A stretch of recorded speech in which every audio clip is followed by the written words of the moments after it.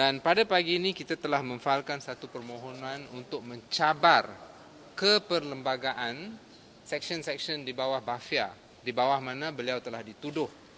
Kerana kita menyatakan bahawa ia tidak berperlembagaan, ia adalah satu seksyen yang draconian, di mana elemen niat tidak ada. Tidak ada elemen niat. So ia adalah sama seperti Akta Hasutan, Akta Bafia ni. Ia adalah draconian dan ia adalah menentang perlembagaan negara. Yang kedua, Akta Bafia sendiri telah dimansuh. It has been repealed. Dan oleh itu tuduhan di bawah Akta Bafia terhadap saudara Rafizi sepatutnya digugurkan. Dah lama dah. One more point I want to say ialah sepatutnya kuasa peguam negara untuk mendakwa, dia ada budi bicara. Pendakwaan perlu dibuat atas asas public interest. I want to ask the AG, what is the public interest in charging a person who has done a public service by revealing and exposing wrongdoing and waste of public monies by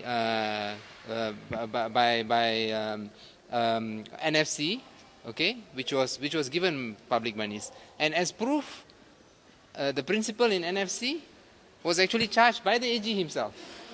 So the AG, having taken the benefit of Saudara Rafizi's revelation, is now charging him for that same thing. So the AG should actually drop these charges immediately.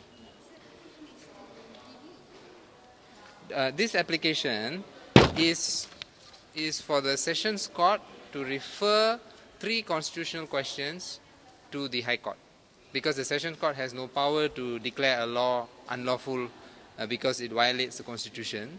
Therefore, the Sessions Court must refer the question to the High Court under Section 30 of the Courts of Judicature Act. Section 30, It's the same section that was used in Azmi Sharum's case and other cases, where the Sessions Court cannot decide a constitutional question. So it's a very important question here, because Bafia, as I said, it has got no element of intention.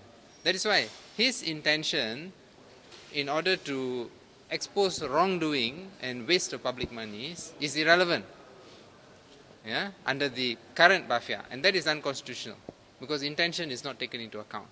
And the existence of Bafia, in the form it is now, is going to be one of the is going to be a great obstacle for public-spirited individuals from exposing wrongdoing, i.e. from whistleblowers from coming forward. As long as the Bafia is there, whistleblowers are not going to dare to speak up, especially from what they have done to the charges that they have brought to Rafizi. The charges they have brought to Rafizi is a warning to other whistleblowers. And that is why I said Attorney General should review and drop the charges. Meanwhile, we will continue with our constitutional challenges. Okay, the 3 questions that we have referred is this. Number 1 is that Bafia has been repealed. Okay? In 2013, Bafia was repealed. You cannot proceed against an individual under a law that no longer exists. That is an unfair proceeding. It's in breach of Article 5 of the Federal Constitution. Okay? Now, number 2, there is no element of intention under the charge under Section 87, which is disclosing the accounts to the public, allegedly. So let there being no element of intention is similar to the Sedition Act, another draconian act like that. So we are saying that is also unconstitutional, in breach of Article 5 and 8 of the Federal Constitution. Thirdly, there is also a section there that takes away the right against self-incrimination, which means the person arrested under Bafia will have to give a full statement confessing to everything. Okay? Now that is against every civilized principle of law. Okay? And that section should have been struck down long ago. So on these 3 questions, we are referring it to the High Court. These 3 constitutional questions all involve the Constitution.